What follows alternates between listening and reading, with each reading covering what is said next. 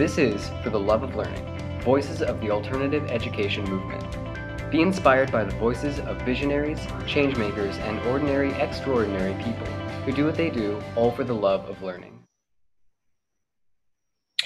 Welcome to For the Love of Learning, Voices of the Alternative Education Movement. I'm Lainey Liberty, and I'm so happy to be here with you for our debut show tonight. Every week we will be bringing new voices from within the alternative education movement with a very interesting panel of guests representing different perspectives. We won't focus on what's wrong with the alternative, we won't focus with what's wrong with the education in the world. We're going to focus on what the alternatives are so that you and your family can empower yourselves with many options. Listen to the voices of visionaries, change makers, and ordinary, extraordinary people who do what they do, all for the love. Tonight we have an amazing panel of guests here to discuss different modalities of learning. But first, before I introduce them, I want to introduce you to who I am and what brought me here to this place.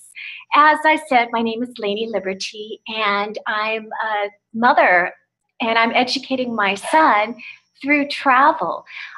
In 2009, we actually left the United States for a one-year trip, which, well, that was 6 years ago. And through that journey, we've discovered so many different things about education.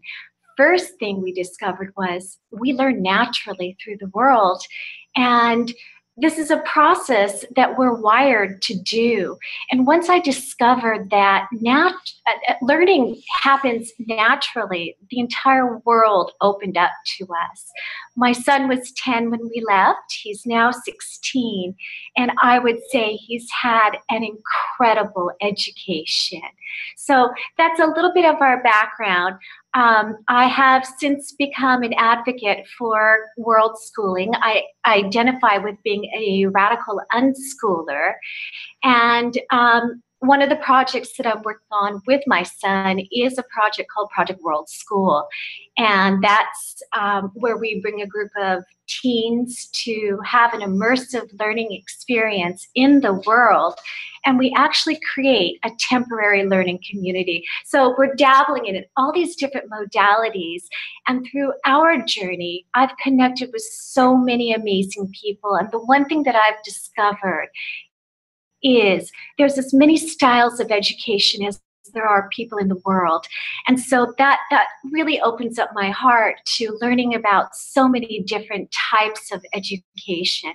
So with that being said, I wanted to introduce you to my amazing panel here tonight.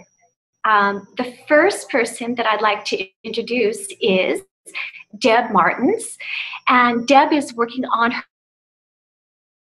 her master's degree focused on building learning community through the Self-Design Graduate Institute in Canada. Deb homeschools with her daughter and ascribes to self-designing her education, which is learner-directed. Deb's motto is, "The world is our classroom," which I think is my motto too. Welcome, Deb. Thank you so much. And our second guest on the panel, so happy to have you here.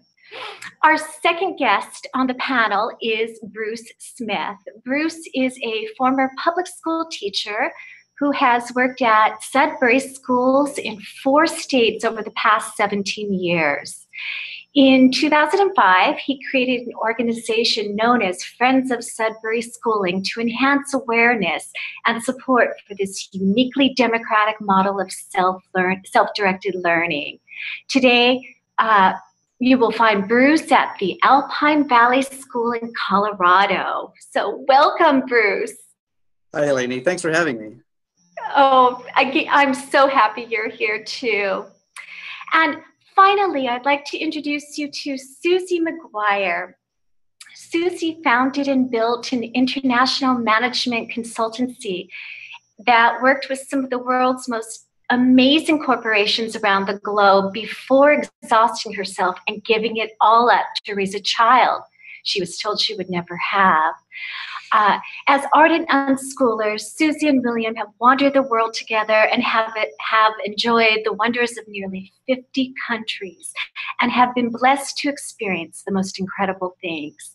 Susie is devoted to bringing more love into the world by every means imaginable. Welcome, Susie, and I have to say, your background in your home right now illustrates that dedication. So I'm so happy that you're here too. Thank you very much. I'm delighted to be here tonight. Fantastic. I'd like to start off with Deb, and I would like it if you can share a little bit about the modality of education that you're focused on, and also if you can swing it back around and let us know what brought you to that place to make this your passion. Okay. Self-design is a learner-directed approach to education. And as we have taken part in it, I've learned that it's really an approach to life. It's a lifestyle. So my daughter is now 14, grade 8, and we have been ascribing to the self-design homeschooling approach since she was in grade 5.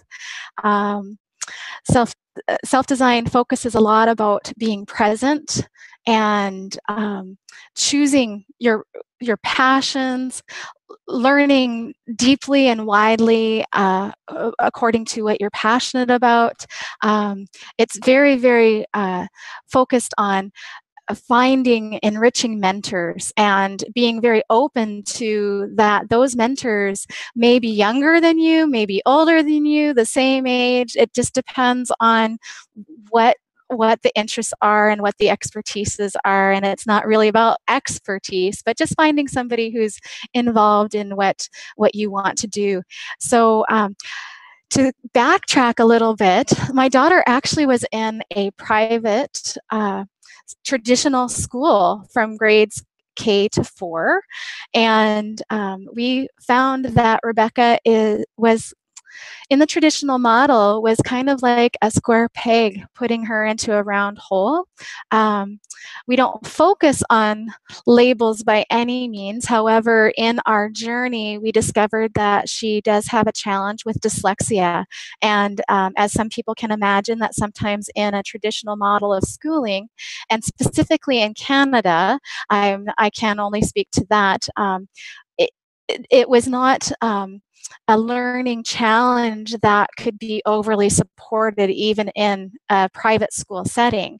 So what we found was, because of my background as a social worker and a sister with intellectual challenges and the career that I had left in the States, that we were putting a lot of pressure on a very young child.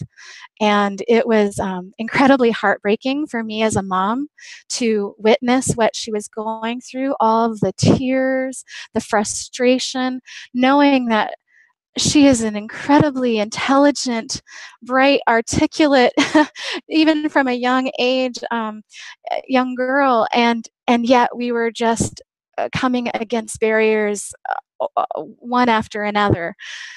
So in that process in the early years, what we were doing was she would go to school full time, and then she was sent home with a lot of homework.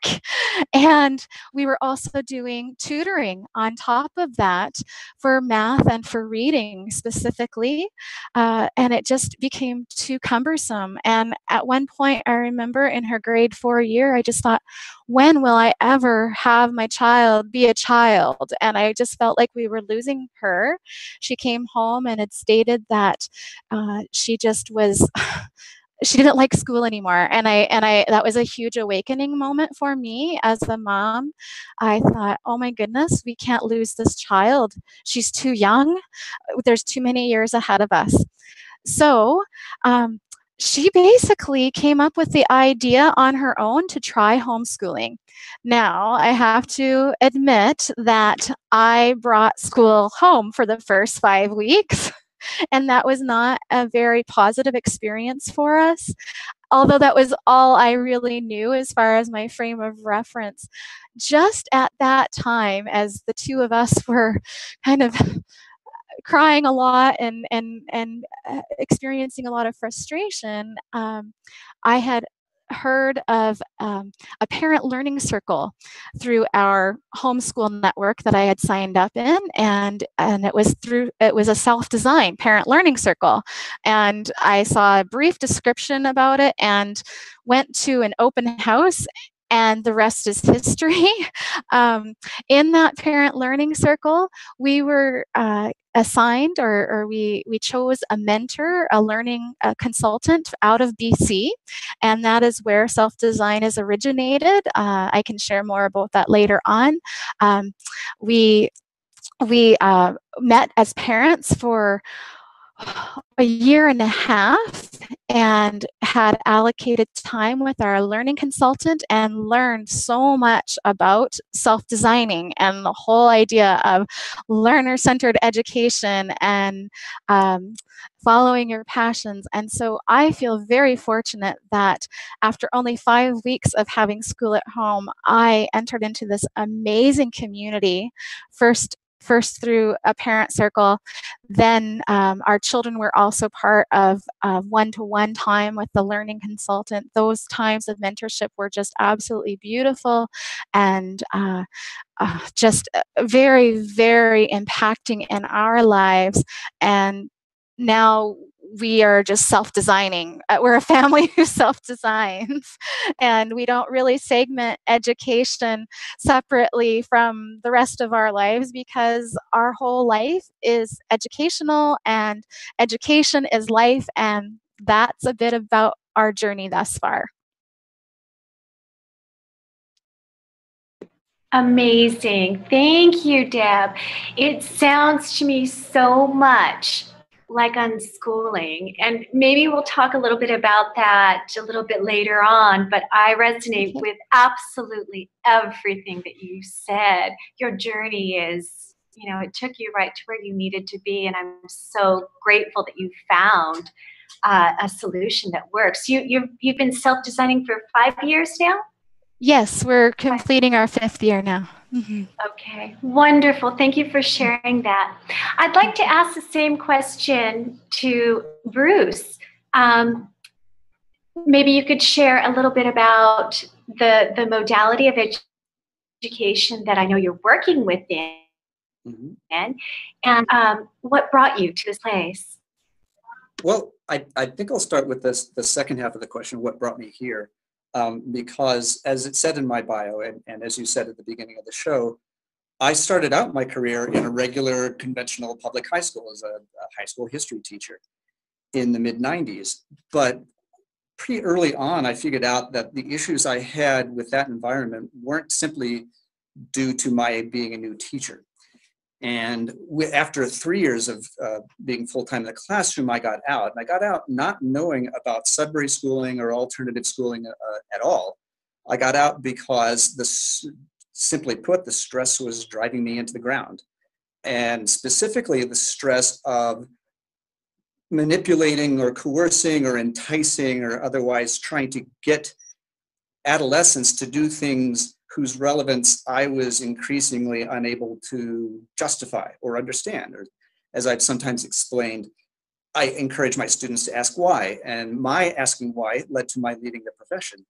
So I got out thinking, well, I still like working, I still like teaching, and I still like playing the scholar. So I went back for a second round of grad school, thinking that eventually I'd become a professor. But in that first year of grad school part 2, one of my former high school students actually, and so this is one of those great instances of learning from the kids, right? He knew enough of my attitude and perspective on education to say, hey, I think you should check this out. This is, again, it's the mid-90s, so websites are kind of a new thing. So he said, here's a website for this school called Sudbury Valley that sounds like you'd love it. Like it's just like what you used to say that you would wish that you could do as a teacher. And so I checked out the website and sent off for information, and I had a literal can't sit still moment. when I got the information from Sudbury Valley. I would read a paragraph and I would pace around, and I would read another paragraph and I would pace around. And it got to the point where I wrote Sudbury Valley a letter and said, I'm ready to get on a plane to Boston. Just let me know who's going to pick me up at the airport. And they said, well, before you arrive, or before you do that, there's a founders group about an hour away from where you live trying to open a school, and this is in the Chicago area.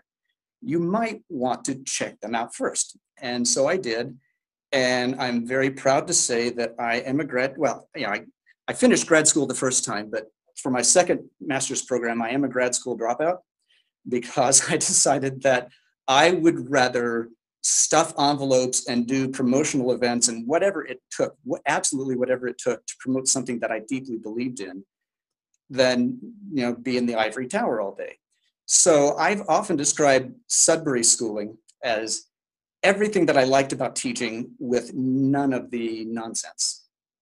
It's I can really establish actual connections with the kids, and it's not something where, okay, we have to stop talking about what is important to us because there's this curriculum to attend to. I'm not Mr. Smith, I'm just Bruce. And it's and I get to know them over time as well, because it's not an hour a day, 5 days a week, 9 months, and then we never see each other again. Some of the students that we've had here, well, we have a young woman who's graduating this spring that I met when she was, I think, 1 or maybe 2. And so we get to watch these kids grow up, and we get to be parts of their lives. It's really, we say school, and for legal purposes, it is a school. There's some respects in which that term applies, but in terms of how it feels, it's a lot more like an extended family. It absolutely has that feel. Like when I was a kid going to church, and all the adults were like extra aunts and uncles, and all the kids were like cousins. It's very much a family feel. So Sudbury is the name of the model. The Sudbury Valley School was the first to develop this back in 1968. So it's been around for nearly half a century. And the nutshell description of it I would offer is self-directed learning in a mixed age democratic environment. Now, what that means is that we don't group the kids by age at all. Actually, we don't group the kids, period. They have freedom of movement, freedom of association. And the democratic part, I know that there's kind of a broader container called democratic schooling. Within Sudbury, I would say that I would have a lot of trouble imagining any type of education that's more democratic than Sudbury, because everything from making the rules to enforcing the rules, spending the school's money, hiring and firing staff, everything is governed by democratic processes, and all the students have a vote regardless of their age. And we have kids, it depends from state to state, but either as young as 4 or 5 years old, all the way up through high school or beyond if they want to keep attending. So 4 to 5 to 18, 19, something like that. And as far as my job, we only have one job title for the adults, which is staff. And we do whatever it takes to keep the place going, to maintain the culture of freedom, respect, and responsibility.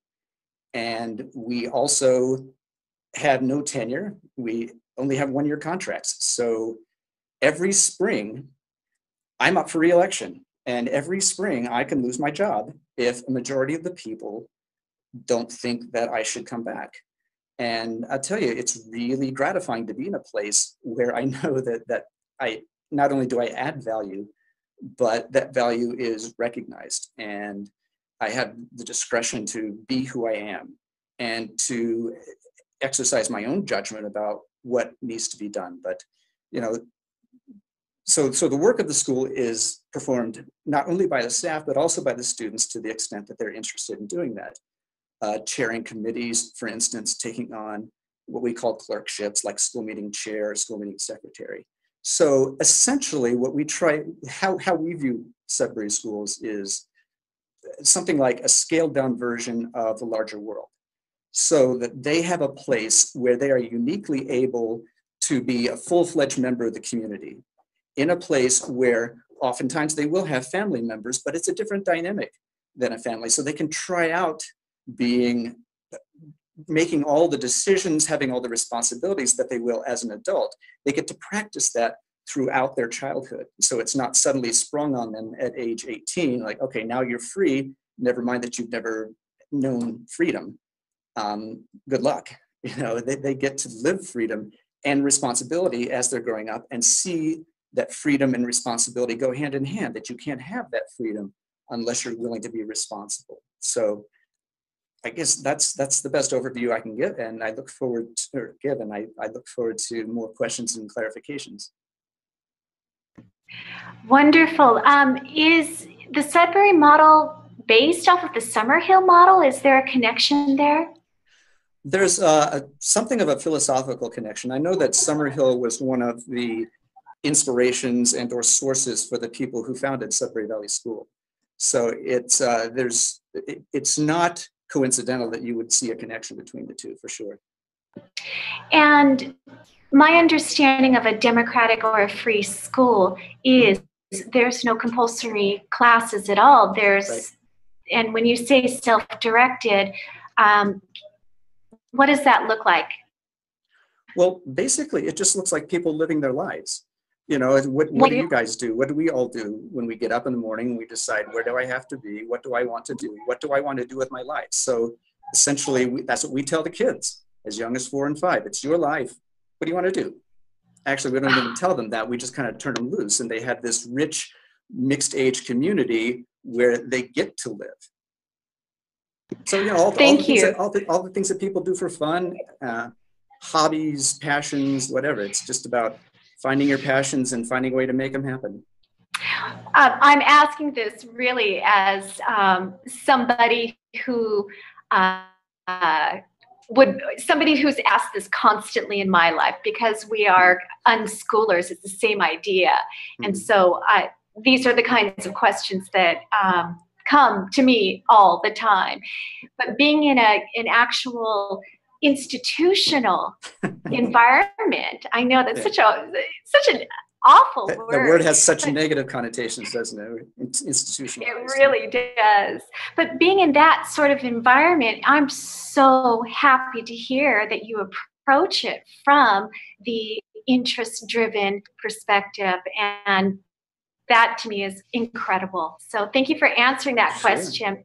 Thank you. I'm going to go ahead and move on and ask the same question to Susie. Susie, will you tell us a little bit about the mode of education that you are practicing and what brought you to that point? I absolutely will. So we are unschoolers. We're not quite as radical, I think, as some. So I do like to say about bedtime. But we are, you know, it is entirely whatever Will is passionate about, whatever he's interested in, however he wants to spend his days. That's how he spends his days. And I find it an unbelievably fascinating learning approach, and just the most natural. I think everybody's already said it, you know, just the most natural process in the world. It's how we as adults go about doing things. Oh, I'm interested in that. I would like to learn about that, or I'm fascinated by this subject, and off we go and discover things. And it's really, I think, giving William that same sort of respectful approach, and just saying, you know, like Bruce just said, it's, you know, it's his life. It's not my life. And so I think for me, it's such an extraordinary way of seeing a child unfold, seeing them become, I think, who they came here to be without any imposition of what they should be thinking or what they should be interested in or what at this age they should be capable of doing. It's just a natural flowering and a becoming. And I find it an extraordinary, I feel blessed to be able to see this and to give him the space to do that. And I think that is that I see as my job in this is twofold. One is to hold a space for him so that he has a, I think the world is very full of, even when you're not in an institutional environment, it's very full of what a child should be doing at a certain age, what they should be capable of. There's a lot of judgment. So part of my job is to hold that space for him so that he can simply evolve at his own pace and in his own way. And also to provide whatever resources he needs and support that. And it might be, it might be, as it has been for us a great deal traveling the world. It might be books, it might be videos, it might be documentaries, it might be the latest robotics kit or the latest gaming or the latest tech. So in really supporting whatever his passions are. How we came at it, and sort of slightly different. We didn't. In my own personal background, my family left the United States when I was 16, so just after 10th grade. We moved to England, and there were 7 of us, so my parents could not afford American community school for all of us, so we just got plugged right into the English school system, which is so completely different. And so instead of like being at high school and, probably for 11th and 12th grade, I would have done, I don't know, maybe like 22 different classes. I would have had, like my fixed things I needed to do. And then I would have had my options, and I would have done each, just for a year in 11th grade. And I've done different things in 12th grade. There I was, 16 years old. I'd been in this school system all my life. I'd not had the freedom to think about what I wanted or what I was interested in. And I was asked to choose 3 subjects that I would then study for the next 2 years. And I had literally no idea. I had not a clue. And nobody gave me a list or anything. And so my dad just decided, he was like, right, you'll do chemistry, you'll do math, and you'll do computer science. I was like, okay, I don't know. So I got plugged into those, and it was so different. So within probably about, 4 or 5 months, I'd got a motorbike, I'd got a job. And by the time I was 17, I just left. I had an argument with my mom one morning, and I was like, that's it. I'm all very dramatic. I'm leaving. I won't come back until I found somewhere else to live. And I moved out that night. And then I discovered that, oh my goodness, there was this world, and that I was able to be in it and choose my own path. And I was working, and my job was at a Kentucky Fried Chicken. And I sold like more than anybody sold anything. And so they started asking me, could I teach other people how to do what I was doing? And would I train other people? And suddenly I discovered what I was really good at. And so I completely flunked out of school, but I discovered what would be my life's purpose. So I have no high school diploma, and I have no degree, but I'm a phenomenally good training and development learning specialist, and that's what I have made my career, and I grew my own company out of. So my attitude to I guess just from my own personal experience, I became an unschooler through my family's move to England, and I learned the power of following my own passions, and I learned what I was capable of in learning whatever I wanted to learn and applying it.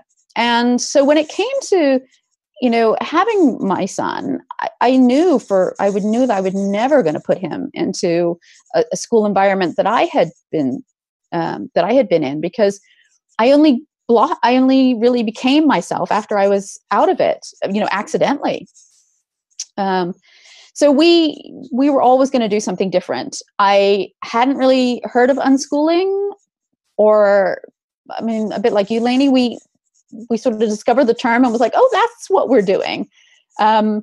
We just followed a really natural approach, and then we found a label for it. But yeah, that's why we came to it naturally, because it's natural.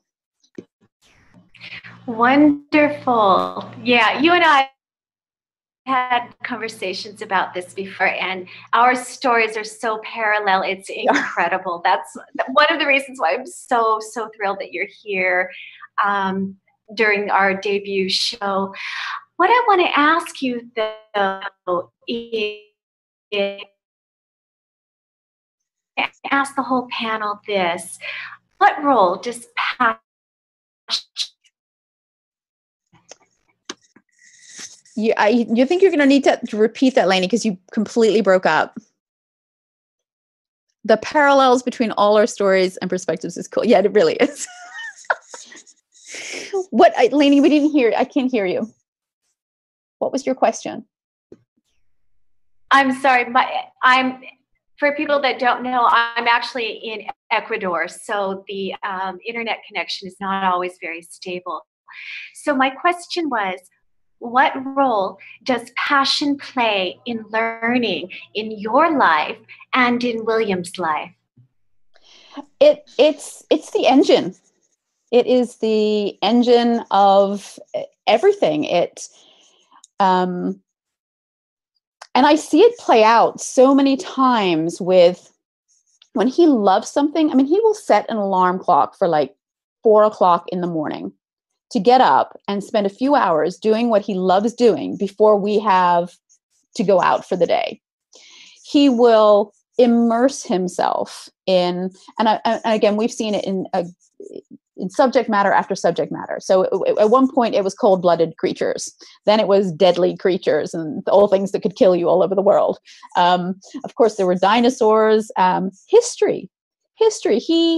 I'm sure some of you may have, may not heard, but the horrible history books. He absolutely went crazy for horrible history. And he must have read, I don't know, 50 of these things and just absorbed. And at that point, we then went everywhere. That was historical. We went to the Tower of London. We went to Stonehenge. We went to the Iceni villages up north. And so that's where my job comes in, and my passion for him plays out. My passion for his learning is because then I support it with every conceivable resource I can find. And if we're, when it was about the Romans, we went to Bath, we went to the Roman ruins, we went to Stonehenge and the chalk pits, we went and we made salt dough things, which is an ancient Roman material. I mean, I think there's so much, and I like calling it love-based learning, because it's what you love, it's what inspires you, it's what touches your heart that you want to know about, you want to get your hands on, you want to do more of it, and it's effortless. And I do, sometimes I have to say to Will, honey, you got to stop because it's like you've got to sleep. And I see it play out now. Mostly it's all computers, it's tech. He doesn't just play a game. He doesn't just play Minecraft. He will get into the back end of it. He wants to know what the files are and how it's made up. And then he'll say, well, I don't really like the emerald. I don't really like the diamond swords. I want mine to look like emeralds. And so he'll find the files where he can change the PNGs, and then he'll find the language files and he'll change those. And I don't know how he's doing all of this stuff. And I'm sure, Bruce, you probably see this all the time in his kids. And I'm sure, Deb, you see with it. How do they do this stuff? And I think that's it. When we are passionate about something, when we love something, there's not, you don't need motivation. You don't need grit. It just is there. It's so extraordinary. It's beautiful and magical to watch. Thank you for sharing that. Deb, I want to ask you the same question. I see you nodded your head, and I know you're tapped into passion too. Mm-hmm. So can you answer how passion plays a role in your learning and your daughter? Yeah, absolutely. As I had shared, we are now all self-designers. And so as Lainey had said earlier, I'm actually a graduate in the Graduate Institute of Self-Design. And it's housed at Western Washington University, and it's a program that was birthed out of the self-design organization out of Canada. But we now have 2 foundations, stateside and Canada side. I had to chuckle a little bit when Bruce was talking about being a grad school dropout the second time around, because I had thought I always enjoyed education, but I never thought that I could, not that I couldn't do the work, but I didn't want to be put into a box per se. And so as we started self-designing with my daughter, and I've got so many thoughts, so I'll try to be succinct. I had mentioned to a peer of mine, another mom who self-designs with her kids here in Manitoba, and I said, I just would love to go back to school for my master's program. I just don't see logistically that I'm going to find the program that I really want to attend, and that if it will require too much time away from home or all of those different things. And she looked at me, she says, well, you do realize that self-design just created a graduate institute a year ago, don't you? And I just went, what? So then within literally a week, I contacted the president of our small university that is growing, and talked to my husband about actualizing my dream of returning to school. And I am now coming to the end of my second year in the Graduate Institute. And it has been such a joy for me as a learner, along with the rest of my family, to create my own master's degree. We only have a few core courses, and we are able to take electives from faculty from all over the world, and or we can create our own classes. So in the fall, I actually created my own class around the initiating question: where do I go from here? What is my personal commitment to self-designing and to self-design the organization? And I had the most enriching experience with my faculty advisor, and that's actually how my new consulting business surfaced, was through my class that I had created in the fall. So that's all kind of coming together. I can resonate so much with what Susie and Bruce have both said, and Lainey, as I've chatted with you. I think about my daughter.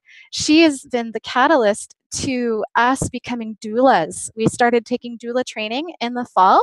At 13, she just said, I want to find out if I can be a doula.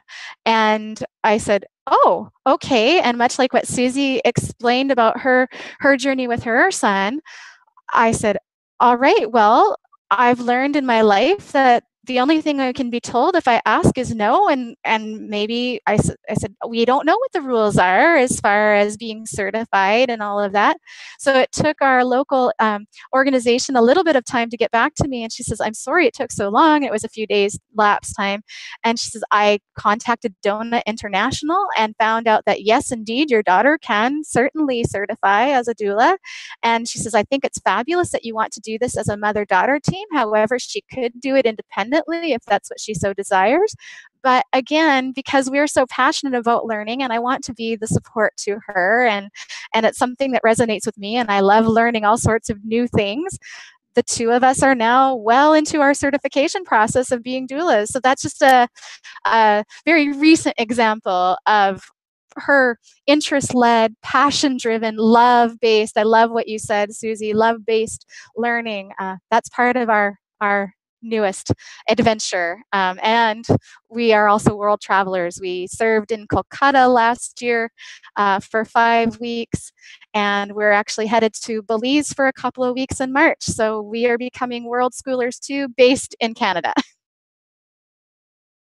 Awesome. That's such an incredible story, Deb. I'm really, really excited. The three women that are here on the panel, including myself, were parents. And Bruce, I don't know if you're a parent. I never spoke to you about that. But the thing that we all do, which is in common, even you, Bruce, through the democratic school, is we partner with the learner. And that's a completely different model than traditional compulsory schools. And I think having that connection with a child, and Bruce, you were talking about being able to watch a child grow from 4 or 5 years old to graduation. That's really about creating a connection and a relationship in education. So I think that's wonderful. So thank you for sharing that, Deb.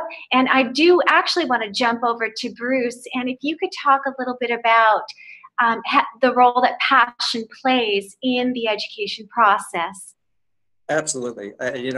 It's going to sound somewhat like a repetition of what we've heard, but from a different context. Passion, I think something, we know that something is wrong, and I know we don't want to focus on what's wrong with the status quo, but have you ever wondered why so often you hear people saying, well, how do we motivate the kids? And why aren't the kids motivated? And certainly in my line of work with Alpine Valley School and other Sudbury schools, we periodically hear people say, well, that would work for a motivated child, but not, whatever. It's, how can you, we're born into the world incredibly motivated. I mean, that's who we are as people, to driven to explore, to learn, to master the environment. And so I think that motivation only becomes a problem when you get in its way. So what we see is kids here hit the door running, and they pour themselves into whatever. And because they set their own schedules, then they can study. They wouldn't even refer to it as studying necessarily. They just do what they're doing, what drives them, what they're interested in, however long they want. Now, in a school setting, it is a community, and as a democratically run community, there are things that come up. For example, the judicial committee that it investigates, it's a conflict resolution group, essentially, which works like a jury. Well, just like in the world at large, when you get that envelope or postcard in the mail that says it's time for jury duty, then people have, it'll be your week to serve. But that's just part of daily life in a community. And so I would say that passion is what drives people naturally. And what we do is to try to stay out of its way and to be available also to support, because self-directed learning, as I'm sure you all know, doesn't simply mean learning on your own. What it means is that you are the one setting the course, and you're the one saying, no, I'm not so interested in this anymore, or let's go off in this direction, or I'm done with this, or whatever, so that they can ask for whatever help they want, and they can ask for a class. They can help create a class. They can bring in an outside instructor. We can help them set up an internship. So whatever it is that they need to do, the school is their resource base, and they've got people of all ages. They might not necessarily come to a staff member. There's no reason in particular they would say, I want an adult to teach me. They'd be more likely to say, I want this kid who's 2 or 3 years older than me, who's just done it, who speaks my language, to teach me, because he knows we can communicate. There's not this generation gap. The other piece of the puzzle I want to interject, and this is also thinking back to all the times that I've been asked a question like this. I think a common misconception of self-directed or passion-driven learning is that, well, how are you going to learn difficult things if you're only doing what you want?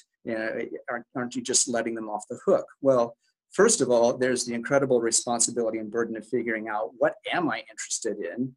What's worth my time? How do I make this happen? All those sorts of things. But also, there's all the hoops that you have to jump through. You have to make, in order to get to what you want, you have to do things, some of which you might not want to do, or might not, like if you want to do something that involves science or math, then, it's your passion. So you will, first of all, you'll have a relevant purpose for learning those things. What I like to say about the basics, like learning the basics, well, if it's basic to success in life, then let them live. And you'll run into a situation where, oh, you know what? I'm trying to communicate to this person, and they're not in the same place and time, so I have to write. Oh, they can't understand what I'm writing. I better get better at writing. It's their own reason. It's to accomplish something that they want. So there's, in addition to the passion side of things, and it's not really, I would say it's more complementary than in addition. There's also what I've sometimes called unsought learning. When you're living life in a community, for example, if someone runs afoul of the school law here and goes before the judicial committee, or let's say it's their turn to serve, or whatever, if it's time to do chores, whatever the community has democratically decided is necessary to keep things going smoothly. I don't know necessarily that someone who's in that situation will say, you know what, dealing with this really obnoxious person over here, or having to do this cleaning chore, or whatever, this is my passion. I'm really passionate about having to learn to deal with difficult people or be part of a problem-solving process. No, that's just, it's the other side of, like I said, it's the other side of kind of passion-driven learning. It's like when you're in a real-world environment, as much as we can make that possible, you'll run into situations where, I mean, we're learning all the time. You guys know this, I'm sure. And so, absolutely, passion drives the learning. And I think another thing before I close this response, another thing I think is very crucial is that the adults who create and run Sudbury schools, we're not teaching passion, we're demonstrating it to get a school like this off the ground, to keep it going. You know, I'm doing this because I'm passionate. I've been doing this for 18 years or so, and I found a way to make it work. So we're showing to our students, to the young people here, that if you want something badly enough, you find a way to do it. And I'm not just telling you this, I'm living it. So it runs through everything. I'm so happy to hear you say that. That has been probably the biggest lesson that I learned through this whole process of educating my son. I'm not actually educating him. He's educating himself. But going through this process with my son, I realized that I too was a life learner. And that gave me permission back in my court, back in my life, to be a learner. And I thought because I was in my 40s, I wasn't allowed to learn anymore. You know, education was for the kids, not for the adults. I mean, you know, in the bigger scope of things, this is one of those paradigm beliefs that I moved out of. And to hear you say that you're modeling in a school environment that you too are passionate and living your passion. And not simply sure, and not simply a school environment. I mean, that's what it is. But I think we're, in one sense, showing them what it takes to run a business, because that's what it is, you know. I'm going to start off the next question with you, Bruce. You mentioned a little bit about functioning within a community, and all of us here have different degrees of experience with learning within communities, and we're all coming at it from different perspectives. I was wondering if you could share some of the aha moments that you've noticed that drive the power of community-driven learning. I was trying to think about that, because you had suggested we might be discussing something like this. It's difficult to come up with some really startling examples, but I think that there are little aha moments all the time. Mm-hmm. And I think, for example, you know, in the judicial committee, we have kids of varying ages, and these meetings can be really, I don't know, technical, or there's a lot of procedure. And so you might think, well, this 5-year-old who's serving on this jury-like body, are they really following along? Are they paying attention? Do they even know what's going on? Are they just kind of zoning out? And, you know, the people that do more of the talking will just talking about whatever situation that we're discussing, whatever conflict we're trying to resolve. And then out of nowhere, this kid that you thought was just, you know, scribbling, doodling, or whatever, not paying the least bit of attention, this little kid will say, no, I think we ought to do this. And it's the exact right thing. I mean, it's the most perfect, insightful, appropriate solution to the situation. And so, you know, what I've learned is that kids are capable of so much more responsibility at such younger ages than they're given credit for almost anywhere in society. And so I've just seen, you know, and I've sometimes also said that Sudbury schools aren't therapy, but they can be kind of therapeutic. It's just to see someone work through issues. And this is key too, that it requires sometimes a tremendous amount of time and a tremendous amount of patience on the part of the adults, but they can work through all kinds of things on their own, given the space and the respectful support. And by respectful, I mean waiting, you know, giving them the space to do their thing and the trust to choose those things. But seeing seeing young people, 10, 12 years old, take on real responsibility, running meetings, it's been an eye-opener for me, because I know other kids of roughly comparable ages, and it seems like when you give them this kind of freedom and responsibility, they just shoot ahead of their peers in terms of their maturity, their ability to speak up for themselves, their self-confidence, their realistic grasp on social situations, whatever. It's just, one time a parent of one of our graduates asked me, and this was a graduate whom I'd gotten to know pretty well, even more than most kids here. The mom asked me, well, what did I think her daughter had gotten out of being at Alpine Valley School? And I thought about it for a second, because this was someone who was kind of reminded me of myself at that age. And I said, you know what? I think that what she got here was about a 15-year head start on her adult life.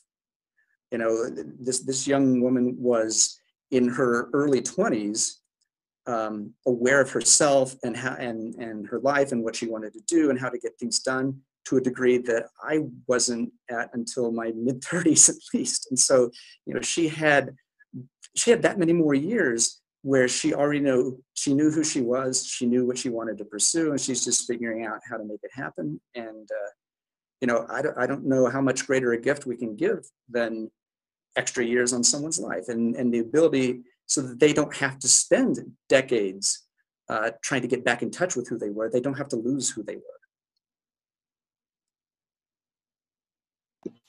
Wonderful. I think what you said is so powerful. And I think that as young people that are in a school system, they actually don't get the opportunity to collaborate. And it sounds to me like this is such an incredible opportunity to experience collaboration and consequences, natural consequences, when you choose to opt out, and the accountability and responsibility that real life offers. I don't think I've ever heard of a structured situation for children that sounds like it works as good as this system. Mm-hmm. Amazing. Absolutely amazing. I'm really, really excited. So I think what we're going to do right now is we're going to take a short break, and we'll come back after we watch this clip. And we'll come back and talk to Susie about her experiences with learning communities.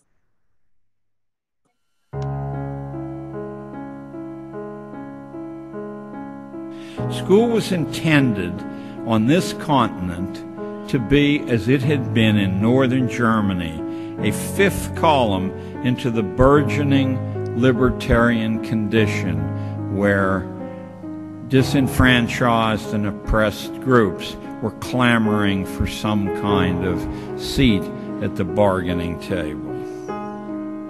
School was to be a surgical incision into which the class-based management theories of England were to be inserted to interdict the liberty traditions.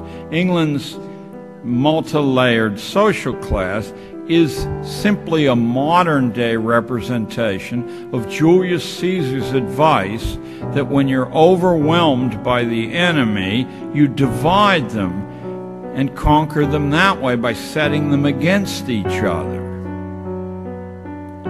The method was to be by infiltration into the minds of children, out of sight of their parents.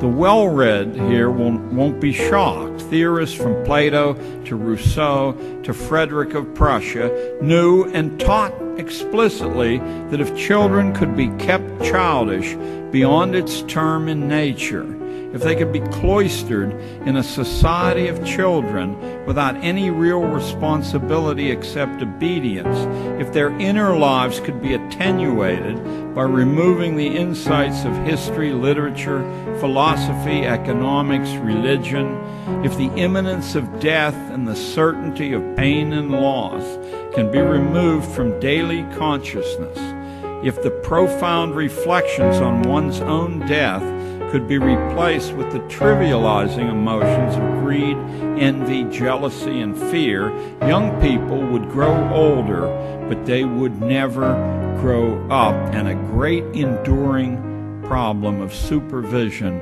would be solved. For who can argue against the truth that childish and childlike people are far easier to manage than critically trained, self-reliant ones? And now you're ready to hear the 6 purposes of modern schooling taken directly from Dr. Inglis's book. The first function of schooling is adjustive.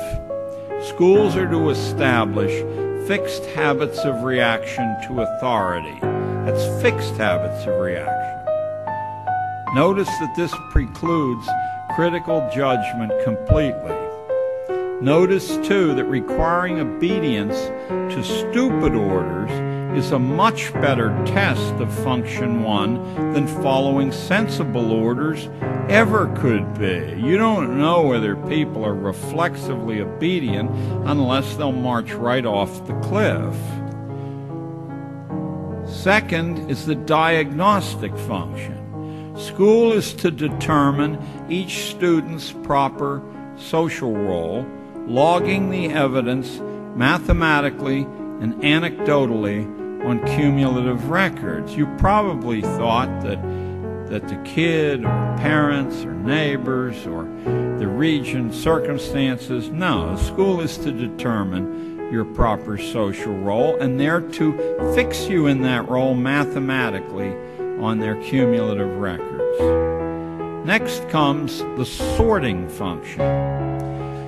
School sorts children by training individuals only so far as their likely destination in the social machine, not one step beyond. Keep in mind, you're not listening to John Gatto. You're listening to the man for whom the honor lecture in education at Harvard is named.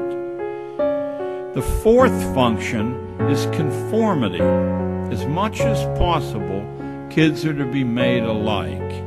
Whatever the background they come from, they're to be made alike. This is not done from any passion for egalitarian ideals, but so that their future behavior will be mathematically predictable in service to market research and government research.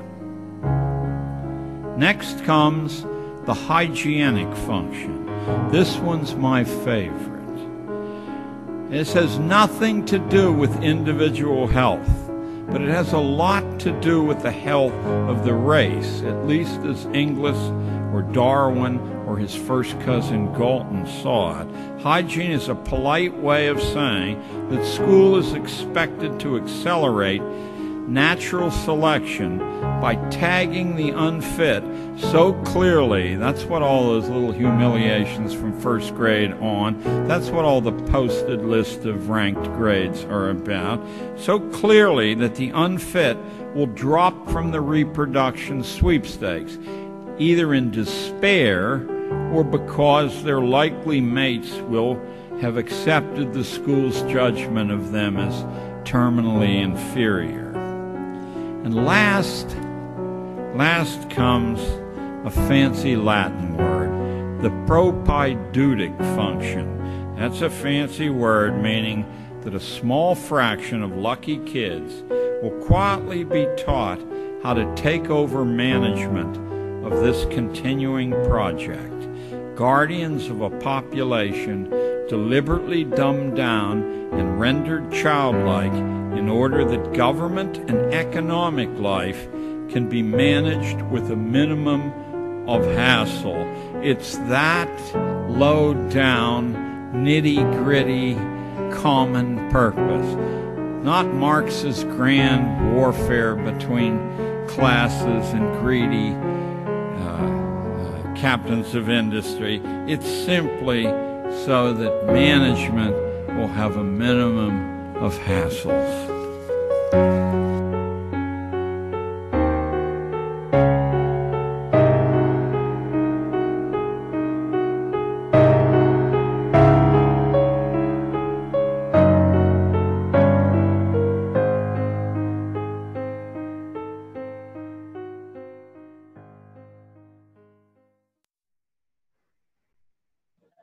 And we're back.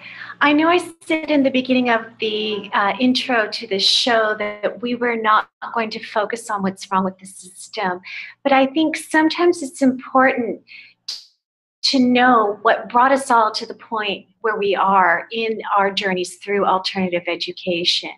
So that being said, I'd like to move into some of the solutions again. Before the break, Bruce was talking about his experience, really talking about how he experiences community and collaboration within the school that he's working at. I actually want to bring that question or that focus over to you, Susie. Susie, knowing that you are a world schooling, unschooling parent that is partnering with your child, we're doing the same thing, but we're in a unique situation. We're not just unschooling, we're traveling too. And so I know from talking to you in the past that community does play a pretty big role in your son's education and your facilitation of his learning. Why don't you go ahead and share some of that with us? Yeah, I mean, we are, I met a woman on a beach once in Greece, and she told me I was decidedly ADHD because it didn't bother me in the least that when we were traveling, that we were constantly meeting new people.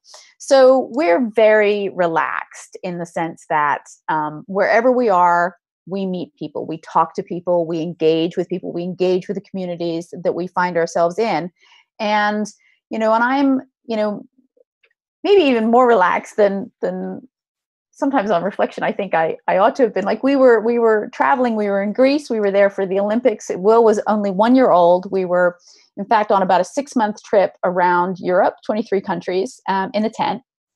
And we were having an amazing time because actually a woman on her own with a 1 year old, people were so kind to us just all the time.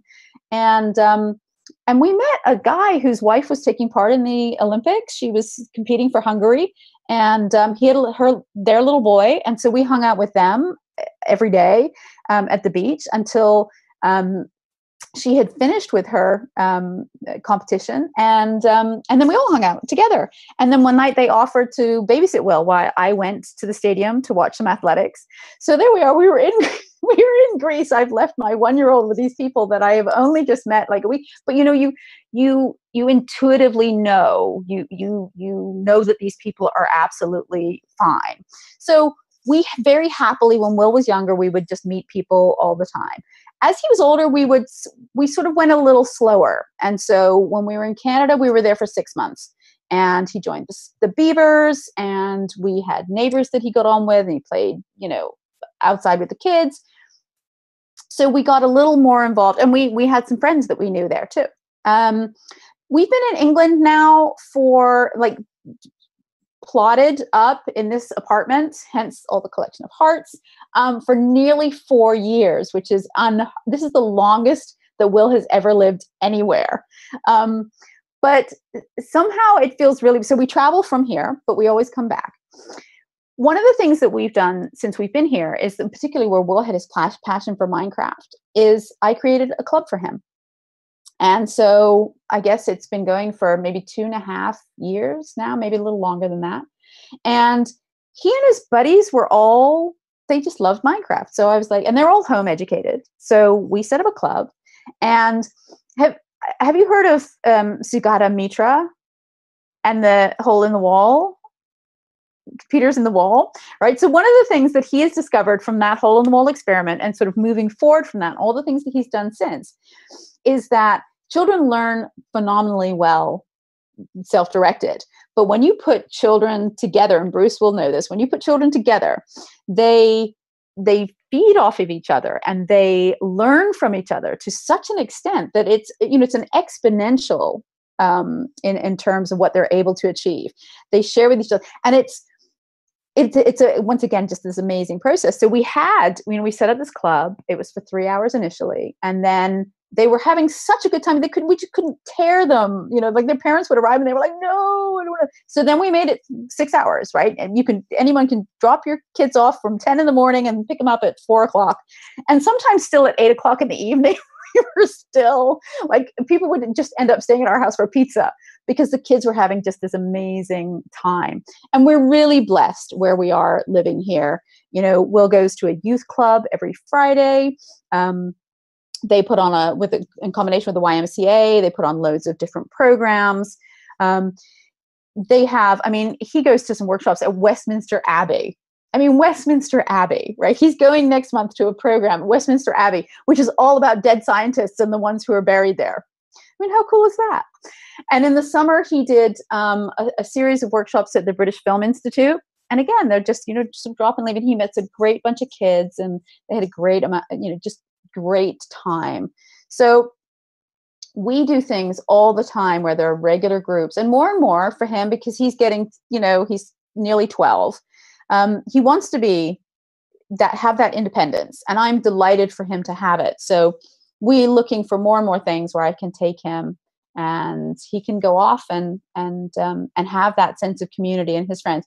But we are so blessed because there's probably, I would say, like a dozen children of all in the of an age range. So mixed groups are probably from, I guess, 8. No, in fact, there's more. If I take the older ones, there's probably about 30 kids in the group that we commonly mix with, from about 18 to toddlers. And, you know, they socialize and they mix and they do all kinds of activities together. And it's incredible.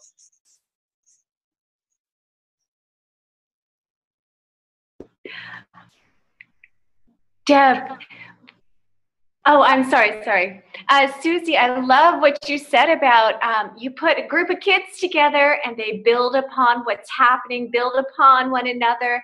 That, to me, is the foundation of learning communities. I mean, that's the purpose. And I have seen, we've produced learning communities for teens in Peru and now here in Ecuador for 3 years now. And we have seen groups of self-directed learners come together with a certain knowledge base that they already have. So they have an experience together. They add their knowledge base on top of that. It marks another discovery and another avenue exploration. That, to me, is really social learning, and that's where the deep learning happens. So I'm so glad you said that, Susie. What a great experience. I'm actually now going to jump over to Deb, and I would like to talk to you both about the experiences learning with community with you and your daughter, but also the Self-Design Institute and your focus. Your master's degree is really focused on learning communities. So if you can share with us some of your experiences and some of your knowledge, that'd be wonderful. Okay. My daughter is very blessed to have a very rich communities that she's involved in. And her story is a little different because she was in a traditional school for a few years, and it's been beautiful to see her maintain those relationships that she's had since she was little bitty, and how she helps educate some of her friends who still attend traditional school about her life and what we do. And sometimes they look a little dazed when she doesn't take tests and those kinds of things, but it's actually just so beautiful to see those friendships maintain and thrive, along with now her beautiful community of her self-design and unschooling, and some homeschoolers that she has community with who are more like schoolers at home. Like it's a diverse group of individuals that she's involved in.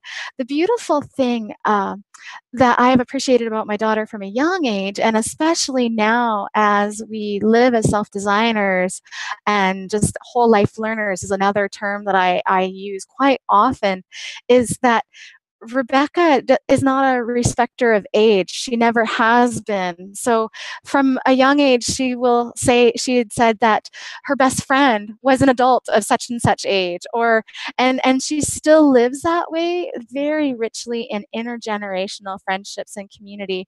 So our community is everything from her homeschooling friends to her schooled friends to our natural organic food buying group that we hang out with. And it's just absolutely amazing, and we just feel incredibly blessed to have such diverse and enriching communities be part of our lives, and in turn us being part of their lives. Going back to your question about the Self-Design Graduate Institute, one of the main reasons why it has been created was just seeing that there is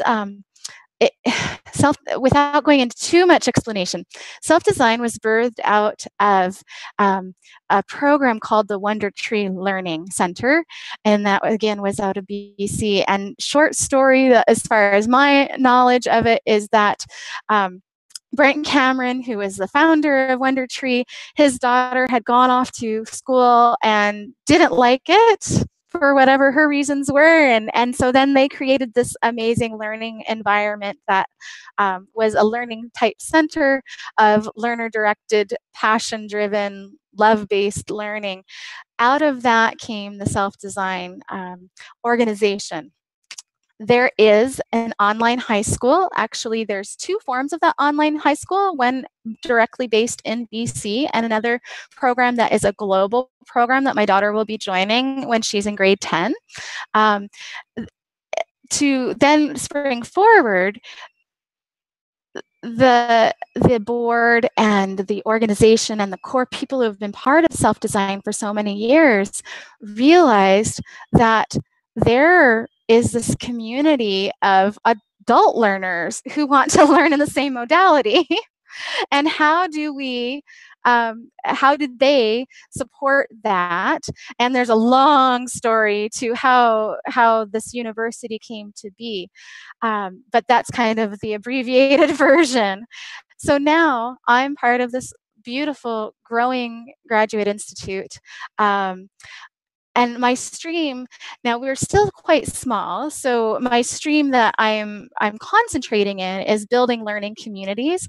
And again, because of the self-design nature, it is exactly what the words say. So my concentration within that stream is looking at the whole family as a learning unit and looking into whole life learning across the age spectrum. And so I'm not 100% sure what my thesis will be, but I do believe, I sense that when I declare what I'm going to do for my thesis, that it will certainly center around the concept of whole life learning and looking at the family as the learning unit, and that we all need to be co-learners together, and to really try to inspire that outside of BC. Self-design has been predominantly in BC, starting to get outside of BC, as I said, into the States. We have some global learners. In fact, in my current core class, I have a fellow learner in Brazil. I had to remember where she was from. So we're really starting to branch out into the world, and I say we because it's a beautiful community that looks at the learners and embraces learners and faculty all as co-learners, and there's not a hierarchy to the organization. Sure, there's some core leaders who have been part of it, but there's not a perspective of hierarchy. We are just a growing community, and so many of us are saying now that we're into our second or third year of the cohort for the Self-Design Graduate Institute, then what? How do we stay involved? And so they're looking at different ways of how we can stay involved. And I don't know, there's limitless possibilities, but so that's kind of where my focus is within the Graduate Institute at this time. Wonderful. Could you share with us maybe some of your aha moments when you knew that you were on path and this was just so right for you and your family? I think really, and again, not wanting to focus too much on the challenges that my daughter had, but the first aha moment that I really had was, and I still get emotional all these years later, when my daughter came to me and she said that she loved to read. And that was a huge aha for me, because that had not been our experience. And she was able to embrace learning to read and engaging in the world of reading and books in her own way. And that was probably the first of many aha moments. Again, talking about becoming doulas, when I realized, when she shared so passionately about this is what she'd like to do, and that she envisions traveling across the world and being able to be a doula and assist people, assist moms possibly in impoverished areas, and I think I just can't imagine not being able to support her in that. My husband was raised in a Mennonite community, and it's been quite an aha journey with him as well, as he has grown as an individual and within our family unit. In fact, our trip to Belize is completely his initiative this year, and that has been so much growth, and just how he is viewing the world in a different way, and how we function in a it's a different journey now than it was 10 years ago, and just seeing that continued growth. So whether you use the name self-design or whole life learning or the world is our classroom, unschooling, whatever words that resonate with people and use as a frame of reference for others to try to grasp an understanding, that's what it's about, those moments of going, oh, okay. And then on a personal level for me, my aha was just being able to have the confidence and the encouragement from peers and colleagues and faculty to step out and put myself forth in this consultancy and writing that I'm doing. And honestly, Lainey, my aha moment in the last couple of weeks was meeting you and going, this is what it's about, being able to build community with others and talk on a panel like this and share our passions with the world, and just to share there are other options, and that we can look at things in an integrative approach, versus a segmented perspective toward life and education. If we can look at things in an integrated approach, it's that much more enriching to me, I believe, and I hope that that's the impact that I can have to the communities I am involved in and to the world around me. Oh my God, Deb, thank you. My heart is busting like Susie's wall. Thank you for those wonderful words. And actually, I do want to switch back over to Susie.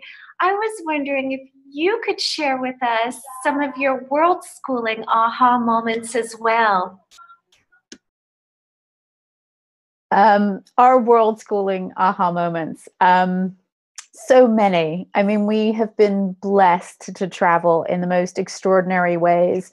And I have so many. I remember we traveled in the Sahara when Will was 2, and well, he had his 3rd birthday in the Sahara. We wanted, there was a total eclipse, and the best place to see it was from the Sahara, and I was determined that I wanted to go and see it. So we were there, and we were traveling with the Tuareg, which is the nomadic tribesmen, and watching them guide us through the desert was extraordinary. But for about 2.5 weeks, we were just in the desert, and we were talking, the sort of a whole group of people sort of sitting around talking, and Will was so attuned to the conversation that somebody said something, and bear in mind, he is literally just coming up for his 3rd birthday, and he turned around and he said, "Mommy, that gentleman just said about fate. What is fate?" And so we then having this conversation, and everybody in this circle, all the people who were there, were helping to explain and help this little boy in the middle of a desert learn what fate meant. So that was you know, our travels have been filled with this, but it's really, I think, a lovely example of how being out in the world, if I tried to explain, I mean, you guys would probably resonate with sort of, sometimes I don't know how Will learns the things he does. Like, I don't know how he learned to spell. I honestly don't. I helped him learn to read, and then suddenly one day he was just spelling, and I don't know how that happened. And that was probably my big aha for really letting go of any idea that I needed to teach him anything. But one of the things that really is a little story that sort of fascinates me is I can remember we were driving across the United States, and Will was fascinated by the fact that the dirt was red. So we got out of the car, we put our hands in the dirt, and we were getting all red all over. And I was explaining to him, because I had traveled and discovered this when I was in Australia, that the dirt is full of iron, and it's actually oxidizing, and it's rusty dirt. is what it is. And so we had this great conversation about iron and the dirt. And then on another occasion, we were swimming we were sort of going in an underground cenote in Mexico. And the gentleman was explaining that, you know, the different colors that you can see in the cave are as a result of different elements coming through. So the yellow things were sulfur, and the red things were iron. And suddenly there's another connection, and there's iron and calcium all covering in the water. And then a few years later, we were crossing the Atlantic. We stopped in the Azores, and there was water coming down, flowing out through where these sort of hot pools were. And he could see again that there was all this red sort of remnant coming through. And he tasted the water, and he was like, "Mommy, it tastes like blood." And I can see it's the iron again, and he could see it. And so we kept encountering this. And then one day we were in a shop in England, and there was a little lovely porcelain cup, and it had the periodic table of elements on it. And he was like, "Oh, look, Mommy, iron is Fe." And that's its symbol. And so the circle is now complete. And in the process of just being curious about the world that he found himself in, tasting the water, touching the dirt, seeing the different colors around him, he learned about elements. He learned about the periodic table. And it was the most natural thing in the entire world. And I think that is, to me, one of the joys of being in the world and to being out of it, that they see and they inquire and they learn and they touch, and they're physically interacting with the world. And it's telling them something. The world is speaking to them and telling them things.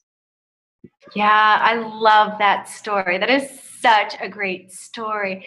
We get asked all the time, what about calculus and algebra? You know, how's your son going to learn math? Well, of course he learns math through everyday interactions. We're traveling through foreign countries. There's conversion of not only time, there's currency conversion, there's all sorts of things where you apply mathematics to it. But I think the number one reason, and I'm not an educator, but I do think that the number one reason that compulsory schools teach algebra and calculus is to get that portion of the brain working where you have to solve problems. Because let's face it, in compulsory schools, you're told when to eat, when to study, when you can go to the bathroom, and you don't make a lot of decisions. And I think those of us that are designing our own education, our children are designing their own education, they're problem solving. And that part of the brain is being exercised. We don't know how it works, but it just, given its natural progression, these things will develop. I think what Bruce said earlier about learning how to get out of the way, how to not interfere with the inspiration, is kind of the biggest challenge that we must overcome. Bruce, I want to jump over to you and ask you the same question. Could you share with us an aha moment? Sure. Yeah, I was thinking about this after the first time you asked it, and there's so much that I want to say, and bouncing off other people's ideas, but I think I'll limit it to just a few very specific ones. One, the thing about what kids have to do in other schools. So there was one moment years ago when a group of kids at our school were playing school. Right? I mean, they can do whatever they want all day long, and no, we'll do school, and I'll be the teacher, and you'll be the students. And the one who was playing the part of the teacher said, and you have to raise your hand and ask me to go to the bathroom. Well, this young girl who had never been to any school but ours said, I have to ask to go to the what? Who would do it? Who? You know, she couldn't believe this was like, this is not part of the game called school. I don't want to play that game. That doesn't make any sense. But in terms of aha moments, we've had graduates who come back. We've had a number of alumni panels. And it so happened that, for example, at many Sudbury schools, there's an open campus where the kids can come and go throughout the day. And there's certain procedures and so forth. But one of our graduates related that when she was at school as an older student, there was this moment where they were off campus, and field trip or shopping or whatever they were doing, I don't know. And she looked at her watch and said, oh, we have to go home now. What she had meant to say was, we have to go back to school. But what I was talking about in the opening about this being a family environment, just home, home slipped in the place of school, because for her it was another home. It was just the home she went to during the day.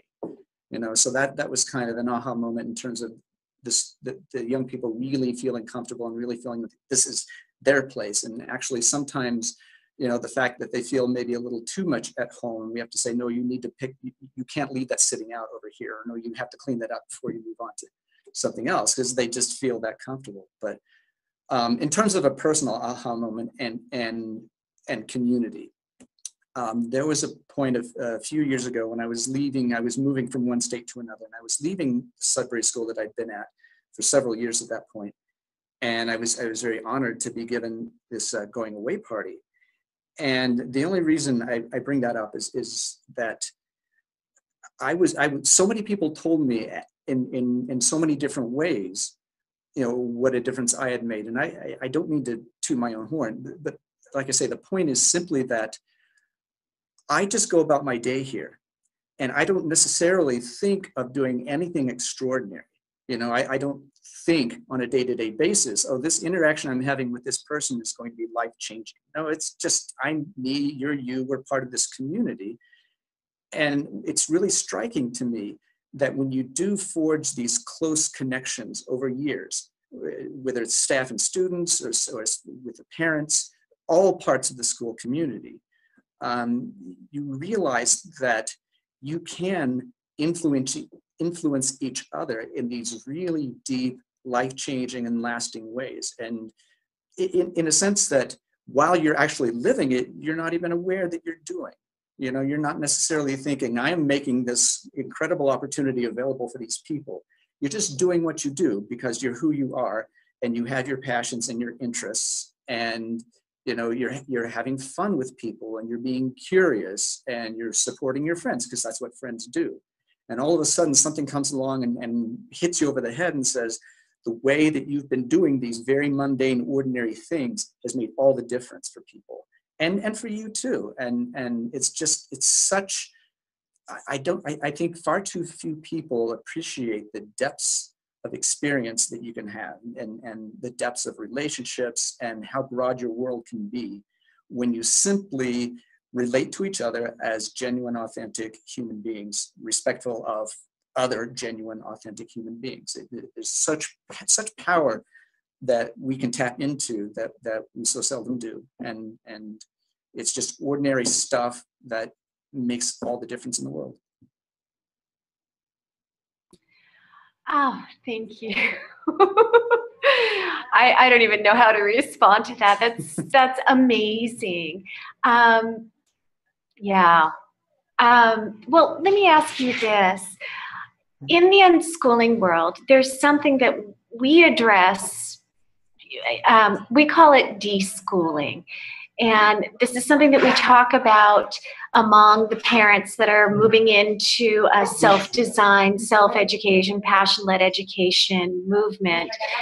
And that really becomes a process of kind of desensitizing the way of thinking that we're accustomed to. You know, it sounds to me like this is a totally different system than compulsory school.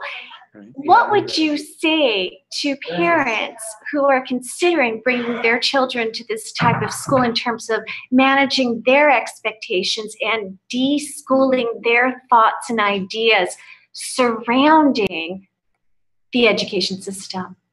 Yeah, that's a very good question.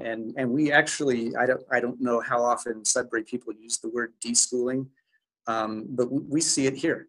You know, when students start at older ages, then there's a period of time where they have to adjust to having to call the shots, you know, and decide for themselves what to do. And they no longer have people evaluating what they do all the time, telling them what to do and so forth. So I would say to people considering this in terms of managing expectations that, first of all, it can take far more time than you might think possible for people to work through, whether it's a deschooling process or doing what to any external observer seems like nothing. And I mean nothing. I mean just like totally zoning out, or playing video games, or sleeping, or just, you know, just running around and playing, because of course we know that play and conversation are the two main ways that human beings learn, especially when they're young.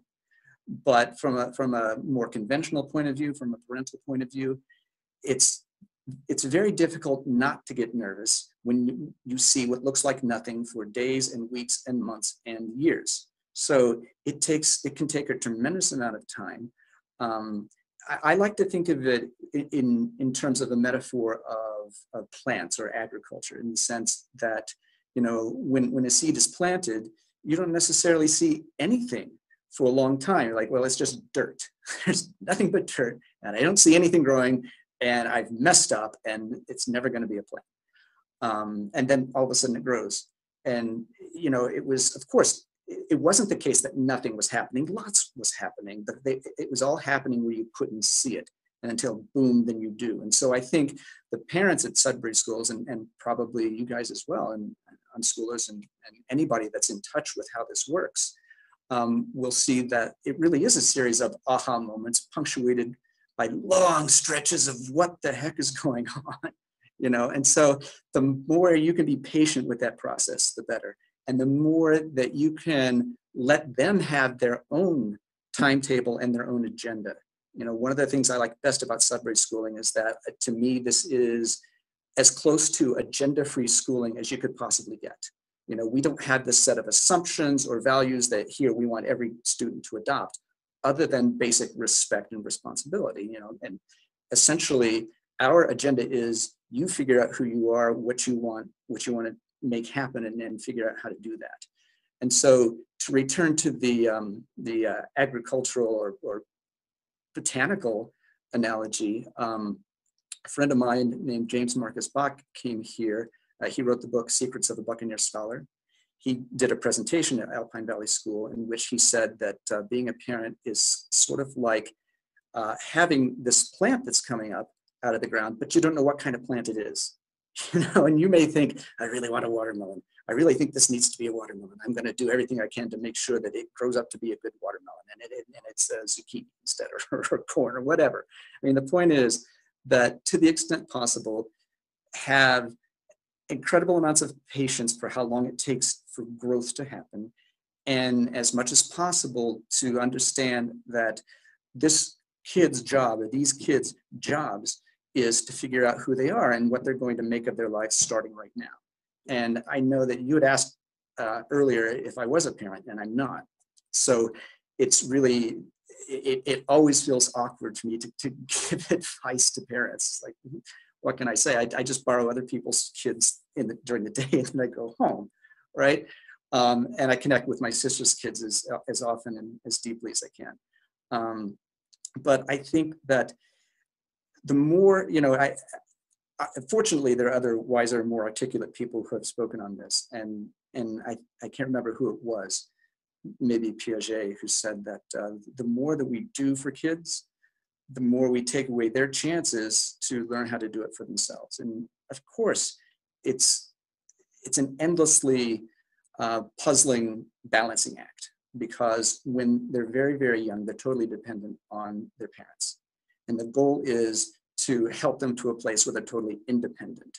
And how do you manage that process? You know, my proverbial hat is off to all of you people who are immersed in that challenge. But yeah, patience and giving them space and being there so that they know that you value them for who they are and that you're supporting them in becoming ever more who they are. I think that's about all we can do. I love the analogy of the plants. I absolutely love that. And I think the biggest challenge for a parent who is going through this process really is allowing, number one, the laziness, allowing the what we assume is just pure play, which we all know now is a form of learning, or you know, the lack of motivation. But that's all part of the cycle of everything. It's the cycle of learning. There's uptime and there's downtime. And as I was talking earlier about the deschooling, it's really about changing the way that we think learning happens. It happens naturally, and we have to allow for the up and the down time. Absolutely. And it happens all the time. And I think it's so key to remember that everybody's process is their own and it's going to be unique. And what looks like laziness and what looks like lack of motivation is like a snapshot in a much broader picture where you say, well, nothing's going on. Well, okay, do you expect everything to be going on all the time? That doesn't seem realistic to me. And so, you know, 50 years of Sudbury schooling, we know that people are born wanting to, you know, having things that they want, that they like to do, and being driven to be, everybody wants to be capable, and everybody has passions, and everybody will find their way to those passions, and they will seek out support when they need it, but it's their process, and it's not really our place to say what they should be doing at any one particular moment in that. Thank you for that, Bruce. That really shed a lot of insight to what an educator, you know, from your perspective. I know. What do I call you? We're all educators. Yeah, right.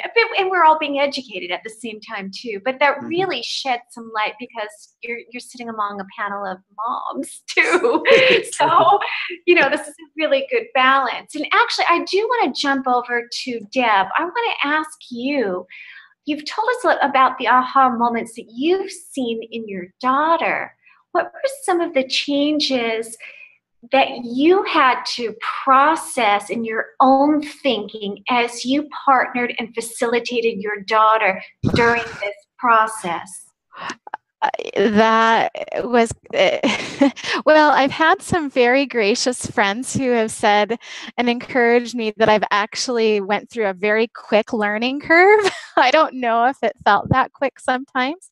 And truth be told, I still at times have to let go of the expectations that had been placed on me, and then what I then projected on our society and specifically on my family. A little bit more about me is that I also have 3 older children, and my daughter is the last one at home.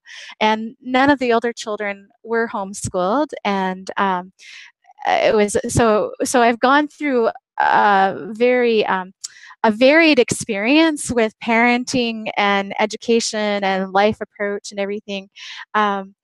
So yes, even to this day now, several years into the process, I have to let go of my judgments of what I think should happen, right? And that lovely word "should."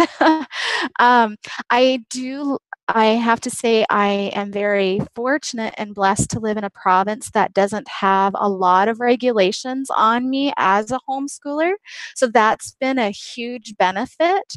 So I know some unschoolers who choose not to register with the province. I do because I want to educate the province about self-designing.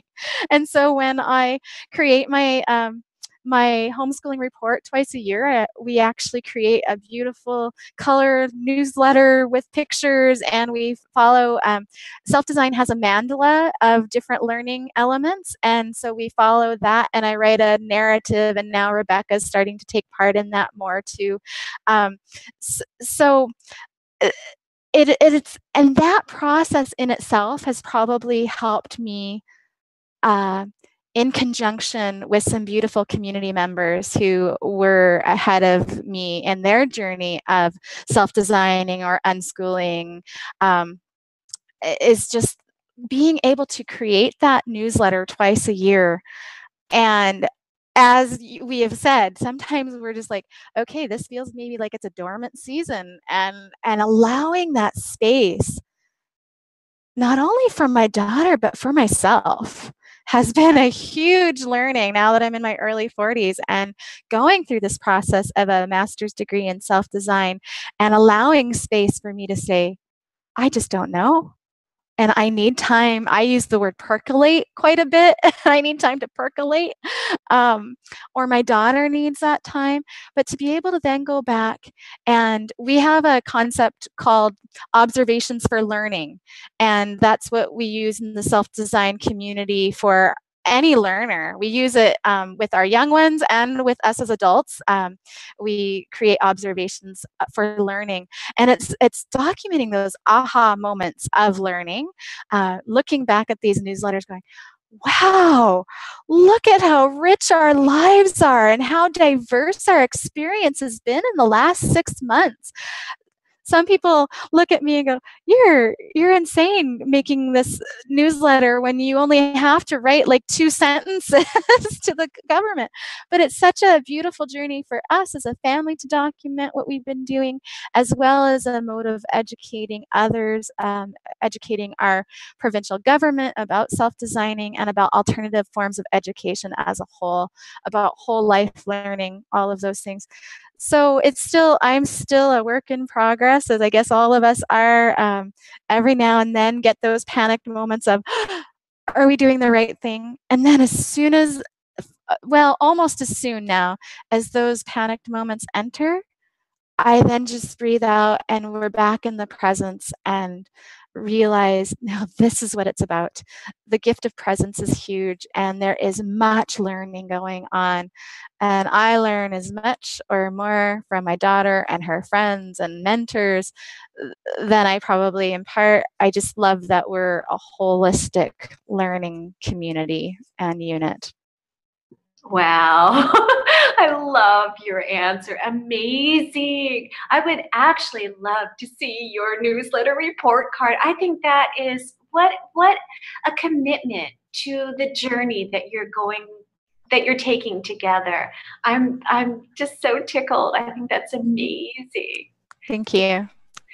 And now I want to go back to Susie and ask you the same question. Susie, could you tell us a little bit about the thought process, the deschooling, the letting go of some specific ideas about education that happens or did happen inside of you, throughout your journey?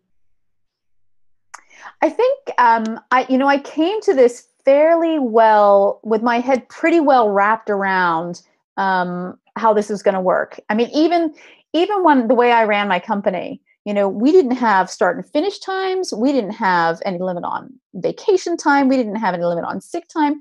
We, if people just were not feeling like coming in, we had to have a duvet day. We had a big nap bag in the office. We were very, that I created my business the way I wanted my life, which was I wanted it to be relaxed and for everybody to create a space where people could become and really, contribute their best self to it. So when it came to raising my son, I applied all of that to it. What was a surprise to me was how much pressure I had from when I ran my business that way. Nobody cared. When I raised my son without school, everybody had an opinion. And that was a shock to me. that they would look to what we were doing and think that I was somehow failing him was bizarre. And so that was my personal struggle with particularly family members who they simply could not understand what we were doing. Now, of course, they see him and, he'll start talking about, proprietary search engines and yes, but this game developer they have their own, but these guys all use sort, and, he's talking and his language is so advanced that they almost kind of like, no, okay, so we were wrong, I guess. But that, I think, was hard. It was hard for me. We're a very close-knit family. Like, I'm one of 7. I've always been really at the heart of the family. To find that pressure and that negativity, and that briefly influenced how I thought about doing things, because I thought, well, maybe, I've never raised a child before. But what was really interesting, and I have subsequently said this to my family, is that actually it forced me to a place where I thought, you know what, I've been following my intuition on this, been following my feeling and my own sense. I'm going to go and do a whole bunch of research. And when I came out of the research, I was even more determined that what I was doing was absolutely the right thing. And so, I've even said to one of my siblings who was most against it, I have to thank you for making me even more determined on my path, which I'm sure that's not at all what you were intending to do. But they can all see now how well it's working out. And I think people come to it, their concerns are not for any other reason than that they love me, that they love William.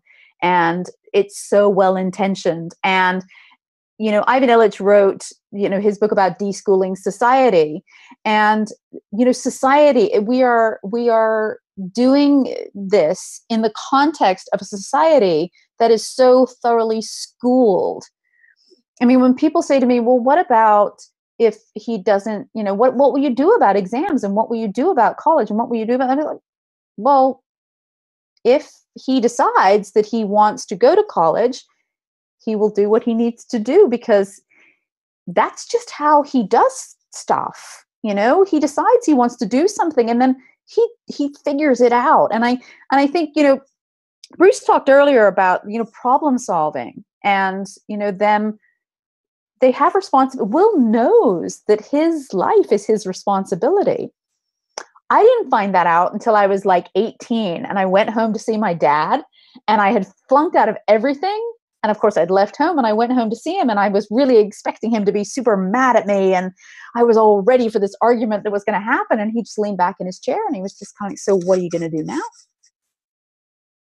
And in that moment, I realized my life was my own. I was 18 years old. Will has known that his life is his own from the moment he could connect those words with that thought.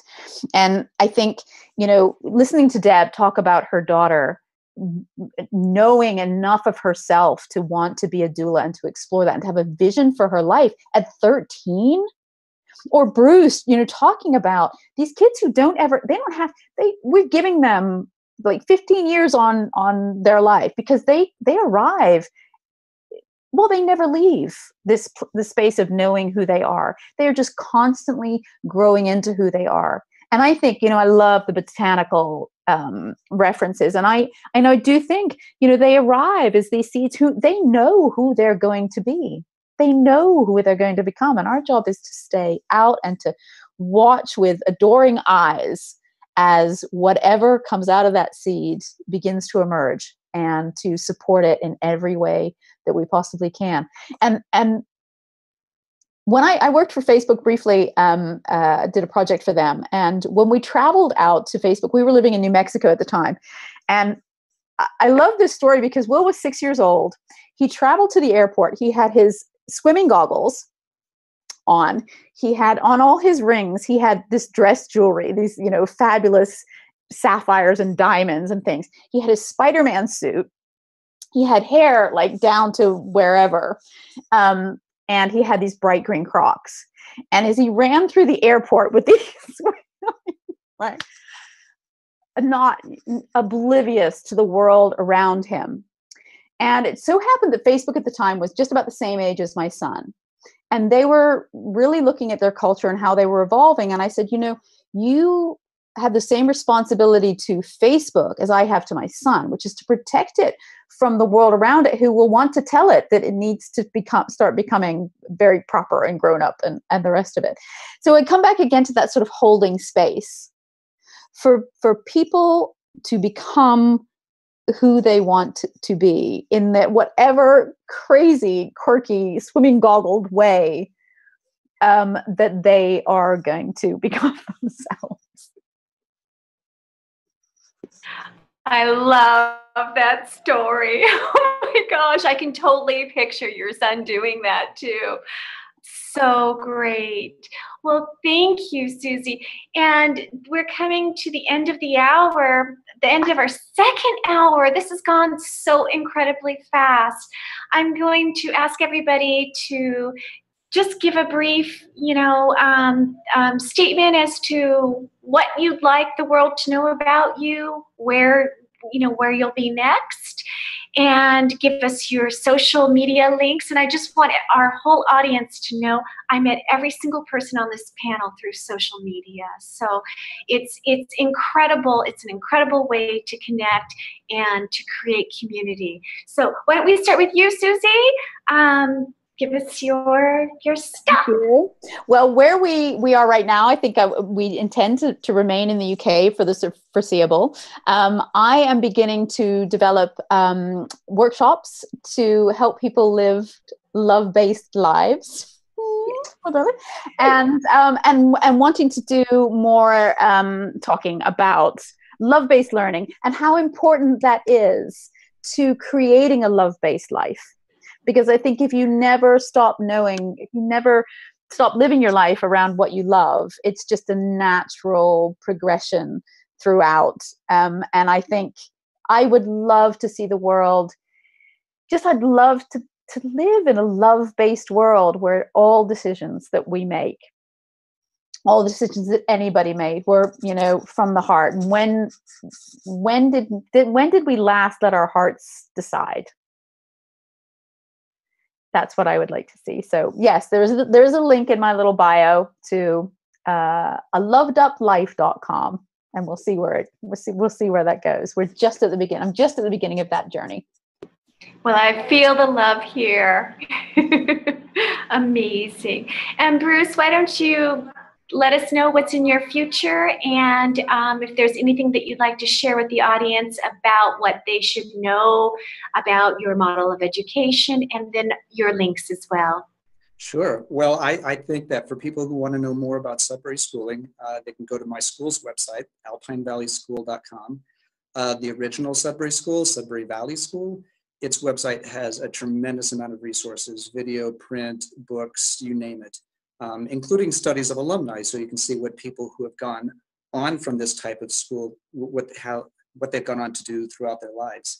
My personal blog is Write Learning. That's WRITE learning.wordpress.com. I talk about Sudbury and Zen and other things there. And basically, I just, the reason, we haven't really talked about this much, but the organization I started, Friends of Sudbury Schooling, one of the main reasons I created that was to promote awareness of this model, because it's been around for nearly 50 years. And I think not nearly enough people even know it exists. And one of the goals that I had is to make Sudbury as much a household name as, say, Montessori or Waldorf or other kinds of alternative schooling models that people have heard of. So I encourage anybody, my Twitter handle is in my bio. I started this organization to help people learn about Sudbury schooling. So please, contact me and let me know, and I'll do my best to hook you up with the resources that you need to figure out how this works and why it would be amazing for your kids. Thank you, Bruce. Thank you. And Deb, why don't you go ahead and share what's next for you, and any information you'd like to share with the audience, and then your contact links. Absolutely. Much like Susie, my consultancy is just at the beginning stages. It is called Kaleidoscope Culture. The two main areas that I'm focusing on right now are life coaching for women who are heading into transitional phases in their lives, and also creative education consultancy. So what does education look like, and being able to even hopefully be a bridge with more conventional traditional schooling along with the idea and philosophy of self-designing. So you can reach me. All of my social media contacts are on my website at www.calculture, that's KAL culture.com. And I'll go ahead and give you the two main sites for self-design. If you're interested in learning about self-design organization, that's www.selfdesign.org. And then the Self-Design Graduate Institute is www.selfdesigninstitute.org. And I think that those would be some wonderful resources if you've been intrigued or have questions or inspired by anything that I may have shared tonight. Wonderful, thank you. So it appears that learning happens without being tested and without being evaluated. I think we've all shared that tonight. And I'm really grateful that you're all here with us on the panel, and those of you that are watching this stream live or on YouTube afterwards. Just keep doing what you're doing for the love of learning. So thank you and good night, everybody.